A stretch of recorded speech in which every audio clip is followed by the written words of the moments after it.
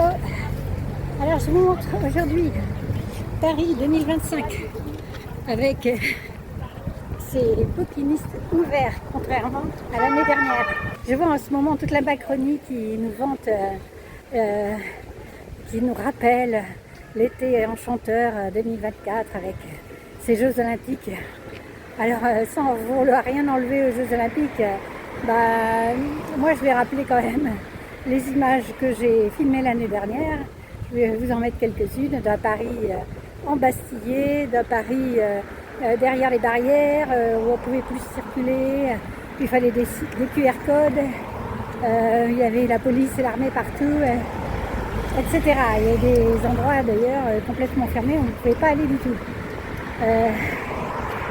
Voilà, ça c'est aussi, c'était ça aussi les Jeux Olympiques, ne l'oublions pas. Alors la Macronie essaye de nous rappeler comme c'était merveilleux, c'est un peu comme les ex qui veulent vous récupérer en vous rappelant ce que selon eux ils ont fait pour nous. Ouais, ok. Donc aujourd'hui on va continuer, je vais vous montrer donc, des anciennes images et puis je vais continuer et vous montrer des images d'aujourd'hui et surtout commenter où est-ce qu'on en est aujourd'hui. Est-ce que les Jeux Olympiques ont amélioré notre situation? Je ne crois pas. Je ne pense pas. À toutes. Revoilà des grilles, des barrières. On va voir où ça mène.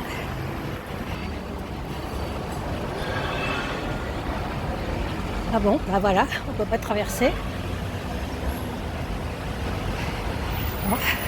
Donc là, oui. Vous avez le QR code? Non. Il faut le QR code pour passer ici. On peut pas passer là? C'est la boulangerie de Covardo. Impossible de passer sur les quais sans QR code. Le policier m'a dit peut-être ailleurs, il ne sait pas. Oh bah là, ça va être la même chose. Voilà, ils sont en train de contrôler les QR codes. Voilà, on approche de Notre-Dame. Donc les kebabs sont toujours fermés, comme depuis Austerlitz au moins. Les barrières sont toujours là et les bouquinistes fermés puisqu'il n'y a plus personne, donc ils ne peuvent plus gagner leur vie cet été. Toujours à cause de ce JO qu'on a voulu pour le prestige télévisuel mettre en pleine ville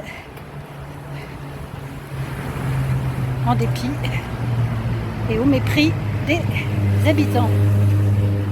Voilà, alors il est près de 13h, on est en plein centre touristique de Paris et voilà la terrasse d'un restaurant derrière les barrières. Voilà, il n'y a personne. Bon, vous voyez, hein, c'est loin d'être bondé.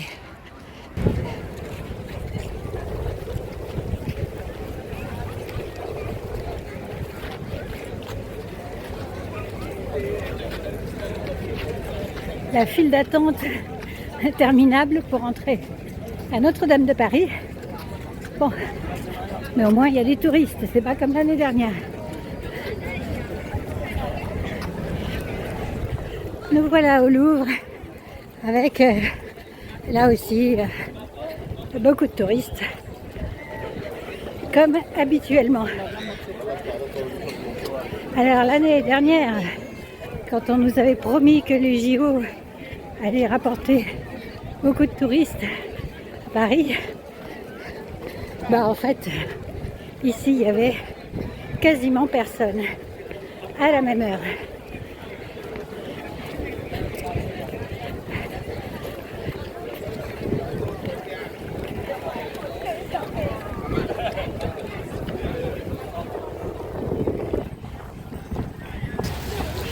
Alors voilà le ballon qu'ils ont réinstallé. Ça bouge toujours la perspective sur l'Arc de Triomphe, mais bon, voilà, il paraît que c'est joli le soir. Et en fait, voilà, c'est le retour des barrières avec ça. Ils filtrent les gens. On peut passer, mais bon, voilà. Sinon, oui, il y a du monde. Voilà.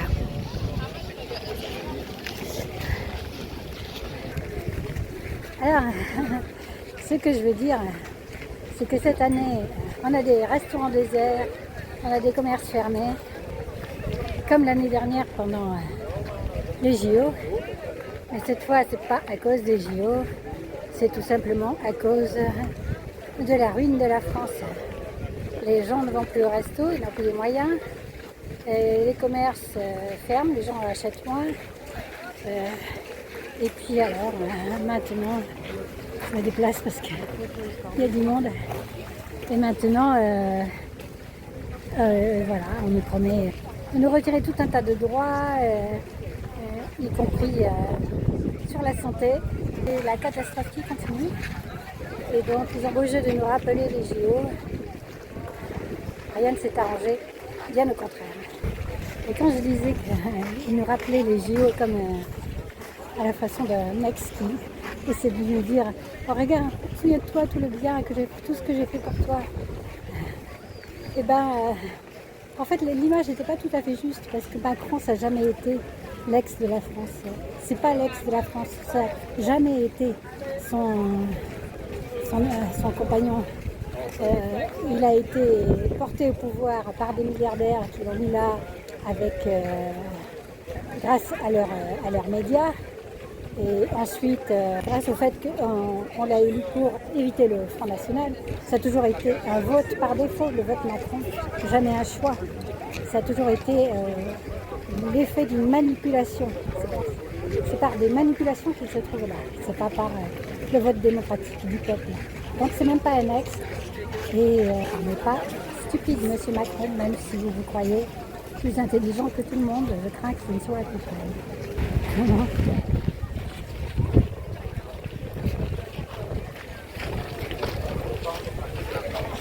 Il faut faire la queue, rentrer aux Tuileries.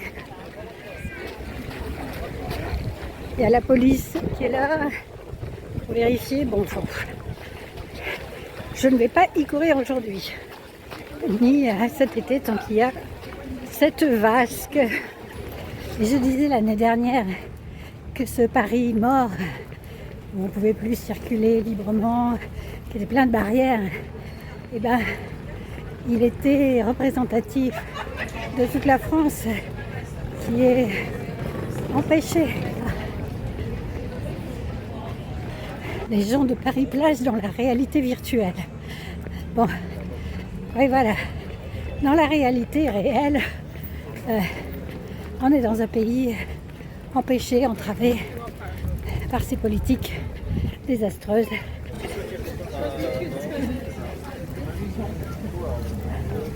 Voilà, Paris-Plage, c'est bien sympa, mais ça ne remplace pas le fait de pouvoir vraiment partir un peu en vacances,